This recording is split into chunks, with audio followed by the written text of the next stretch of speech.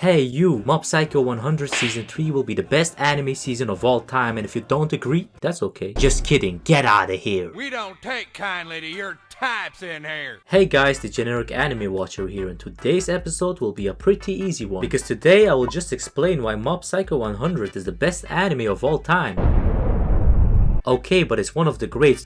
Let's shake on that. I know that stating my opinion in today's anime climate is the equivalent of pissing on someone's grave, and that you can only call a certain anime the greatest anime of all time if you have a death wish. But luckily for you guys, I'm suicidal, so let's start the video. But before I bless you guys with my divine wisdom, I will quickly explain what Mob Psycho 100 generally is about. This will be followed by a short introduction on Season 3 and will end with a conclusion on whether Season 3 will be better or worse than its predecessor. So the reason why I think that the third season will give the anime GOAT status if it hasn't already is simple. If you look up Season 1 on my anime list, you'll see that the show has an astonishing 8.81 out of 10. And if you look up Season 2, you'll see that the show has an astonishing 8.48 out of 10. So exponentially speaking, we can come to the conclusion that Season 3 will be a 9.3 out of 10.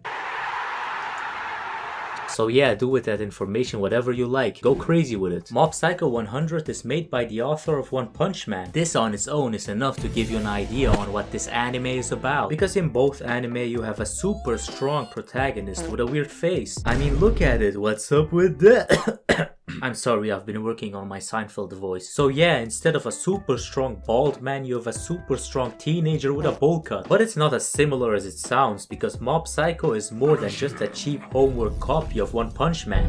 Unlike Saitama, Mob tries to suppress his abilities while he tries to navigate a world full of dangerous spirits, psychic organizations, and the general struggles of teenage awkwardness. This all has been perfectly visualized in the previous two chapters, which makes Mob Psycho way deeper than its bald counterpart. The question that now arises is, will the third season be just as good as its previous two seasons? And before you ask that, you need to know that Season 3 will be split into 3 arcs, of which the first one will revolve around the Divine Tree arc, aka the broccoli at the end of Season 2. This will be followed by the Telepathy mini arc and end with the arc. I can only imagine that a tragic event will happen during this last arc, which will trigger Mob harder than a Dragon Ball fan when you tell him that Saitama 1v1's Goku. I can keep on talking and talking and talking, but does it really matter? The arcs in themselves aren't really that important. You see, the reason why I think that Season 3 will be better than Season 2 is simply because Season 3 will further expand on the character development that we already saw in the second season, resolving the things that were previously brought up and giving us a satisfying conclusion. So yeah, the point that I'm trying to make is pretty simple. The plot in itself is not what makes the show great. It's the relationship between the characters, the dry humor, and the action-packed fight scenes that show the true colors of the show. The show would be just as enjoyable if it revolved around boxing,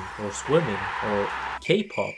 Okay, maybe not K-pop. Let's formulate it this way. Would you still watch your favorite streamer stream if she was a man? If your answer is yes, hey, good for you, man. If your answer is no, you get my point. Also, you need to find therapy and God. A lot of famous streamers don't have a massive following because of what they do, but because of how they present themselves while doing it.